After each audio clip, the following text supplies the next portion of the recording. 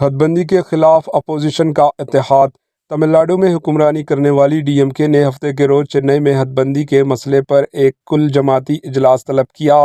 یہ اجلاس چنئی کے I T C Grand Chola hotel میں منعقد ہوا، جسے اپوزیشن اتحاد کے مظاہرے کے طور پر دیکھا جا رہا ہے۔ اس میٹنگ میں کیرالہ کے چیف منسٹر وجین، تلنگانہ کے چیف منسٹر ریونت ریڈی اور پنجاب کے چیف منسٹر اور کرناٹک کے ڈپٹی چیف منسٹر ڈی کے شیو کمار شریک ہوئے۔ اس کے علاوہ اڑیسہ کے بی جے ڈی کے سربراہ اور تلنگانہ کے بھارت راشٹر سمتی کے ورکنگ پریزیڈنٹ کے ٹی آر بھی اس اجلاس میں شامل ہیں۔ تاہم مغربی بنگال میں حکمران کرنے والی Trinamool Congress T M C نے اس اجلاس سے دوری اختیار کر لی۔ ساؤتھ انڈیا کی ریاستوں میں حد بندی کے خلاف بڑھتی ہوئی ناراضگی کے پیش نظر یہ اجلاس بلایا گیا ہے، جس کی قیادت تمل ناڈو کے چیف منسٹر اور ڈی ایم کے سربراہ ایم کے اسٹالن کر رہے ہیں۔ اسٹالن حد بندی کے معاملے پر کافی سرگرم رہے۔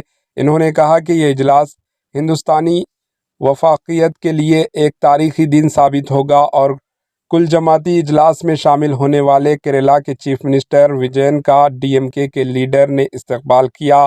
اسے اپوزیشن اتحاد کے اجلاس میں کیرالہ کے چیف منسٹر پنرائی وجین، تلنگانہ کے چیف منسٹر ریونت ریڈی اور پنجاب کے چیف منسٹر بھگونت مان شامل تھے۔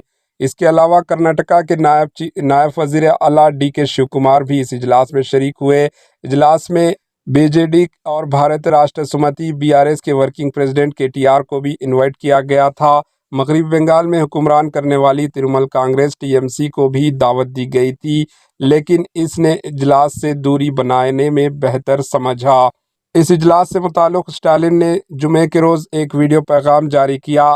اس میں اسٹالن نے کہا کہ جن ریاستوں نے اپنی آبادی کی شرح کو مؤثر طریقے سے کنٹرول کیا اور قومی ترقی میں اپنا حصہ ڈالا، انہیں حد بندی کے ذریعے سزا نہیں دی جانی چاہیے۔ انہوں نے کہا کہ یہ ہندوستان میں وفاقی نظام کی بنیاد پر حملہ ہوگا اور جمہوریت کے اصول روح کو کمزور کر دے گا۔ Bureau report, H N news.